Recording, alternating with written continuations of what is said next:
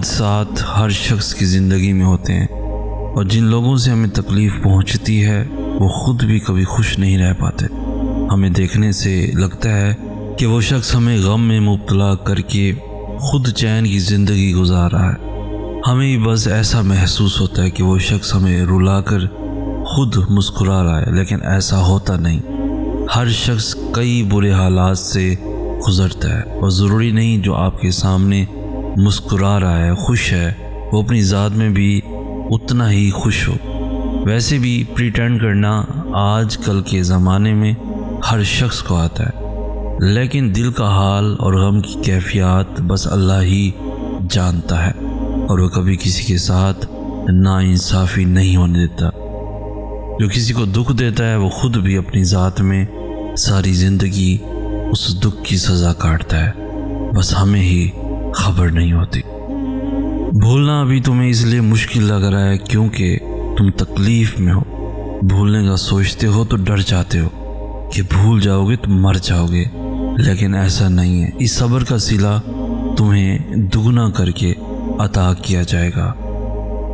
تمہاری آنکھ سے گرنے والا ایک ایک آنسو تمہارے حصے میں دگنی مسکراہٹیں لے کر آئے گا۔ جن چیزوں پہ ابھی یہ دل تڑپ رہا ہے، کل ان کا محض خیال بھی تمہیں دکھ نہیں دے سکے گا۔ یہ جو تکلیف آج دماغ پہ اذیت بن کر حاوی ہے، یہ اب زیادہ دیر نہیں رہے گی۔ تم نے کتنی کوشش کی اور تم نے کتنا ضبط کیا، اس سب کی خبر اللہ کو تم سے پہلے ہے۔ اگر گر گئے ہو تو کیا ہوا؟ اٹھنے سے کیوں ڈرتے ہو؟ کوشش تو کرو۔ تم اللہ کو ایک دفعہ پکارو گے تو وہ 100 دفعہ تمہاری پکار کا جواب دے گا۔ تم ایک ہاتھ اس کی جانب بڑھاؤ گے تو وہ دونوں ہاتھوں سے تمہیں تھام کر اپنی جانب کھینچ لے گا۔ یوں رونے سے تو کچھ حاصل نہیں ہوگا۔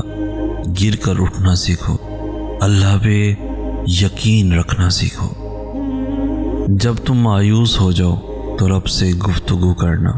دل کی خاموشی سے بھی واقف ہے اللہ، اور تم سہارے کو کاندھا ڈھونڈتے ہو۔ دلوں کو بدلنے پر قادر ہے اللہ، اور تم غم کم کرنے کے لیے غیروں سے دل لگا لیتے ہو۔ مشکلات حل ہو جایا کرتی ہیں، دلوں کو چین مل جایا کرتا ہے، وقت بدل جایا کرتا ہے، ہمارے صبر کا صلہ بھی ہمیں مل جایا کرتا ہے۔ بس وقت کو بدلنے کے لیے وقت دینا پڑتا ہے، صبر کر کے۔ یہ نہیں کہ صبر کرتے کرتے دل اداس ہو گیا، بلکہ رو سکتے ہیں، اپنے رب سے باتیں کر کے دل ہلکا کر سکتے ہیں۔ لیکن یاد رہے، رونا شکایت کی صورت میں نہ ہو۔ جتنا مرضی بے بس ہو جاؤ، اپنے رب پر یقین کا دامن مت چھوڑنا۔ وہ اپنے بندوں کو کبھی مایوس نہیں کرتا۔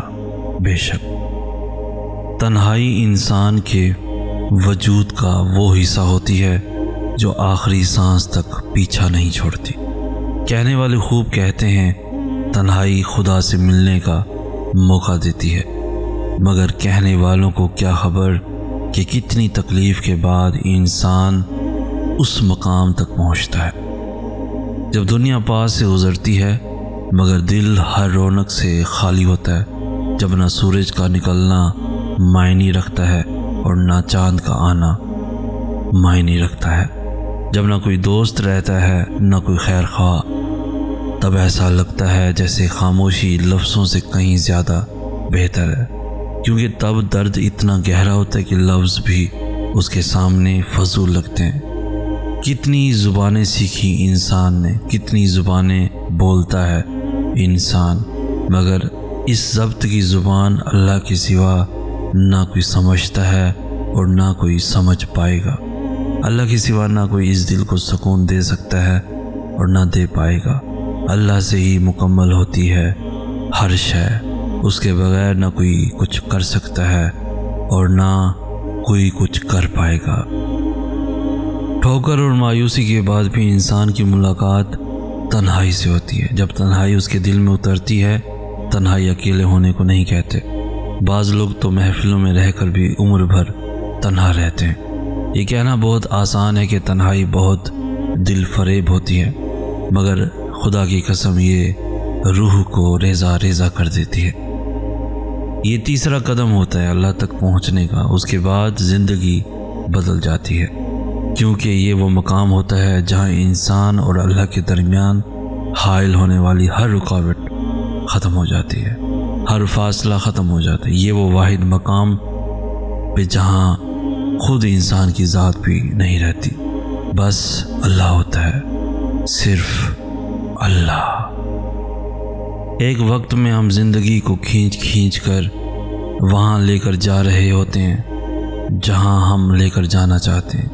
پھر ایک وقت ایسا آتا ہے زندگی ہمیں وہاں لے کر جا رہی ہوتی ہے جہاں ہم شاید جانا ہی نہیں چاہتے۔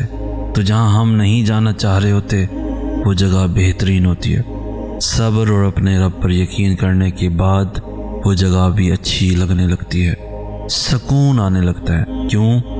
کیونکہ ہم رب کی رضا میں راضی ہو چکے ہوتے ہیں۔ تو یقین رکھو کہ وقت ایک سا نہیں رہتا، چاہتوں کا موسم بھی ایک سا نہیں رہتا۔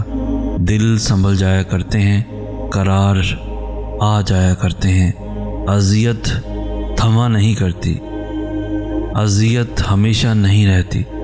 اپنے رب کے کن پر یقین رکھو۔ اللہ ہر دعا کا جواب دیتا ہے، بس ذریعے مختلف ہوتے ہیں۔ کبھی وہ کسی انسان کو آپ سے ملوا کر جواب دیتا ہے اور کبھی اسے آپ سے دور کر کے، کبھی وہ ہواؤں کے ہاتھ پیغام بھیجتا ہے تو کبھی اپنا جواب کسی ٹھوکر میں چھپا دیتا ہے، کبھی وہ سجدے میں گرا کر اپنی مصلحتیں سمجھاتا ہے اور کبھی ہاتھ تھام کر صبر کا صلہ دیتا ہے۔ آزمائش کا آنا اور روح کا ریزہ ریزہ ہو کر بکھر جانا بے وجہ نہیں ہے۔ کبھی تکلیف میں ہو تو اللہ کو محسوس کرنا، پھر اس کی موجودگی بھی دکھائی دے گی اور اس کی سرگوشی بھی سنائی دے گی۔ طرب دل میں وہ تب ہی اتارتا ہے جب وہ تمہیں یاد کرتا ہے، پھر تب وہ چاہتا ہے تم اس سے بات کرو، اسے اپنی کیفیات سناؤ، اپنی ساری پریشانیاں اس کی دہلیز پہ چھوڑ آؤ، ہر فیصلہ اس کے سپرد کراؤ، تاکہ بس تم اور اللہ رہ جاؤ، پھر سے مسکراؤ اور سب بھول جاؤ۔ مٹھاس تو پھر بس اسی کے ذکر میں ہے، اور سکون کے لیے تو اس کا نام ہی کافی ہے۔ تم تنہا نہیں ہو، تمہارے ساتھ اللہ ہے، اور جس کے ساتھ وہ ہو اس کے ساتھ تو کائنات کی رونقیں چلتی ہیں۔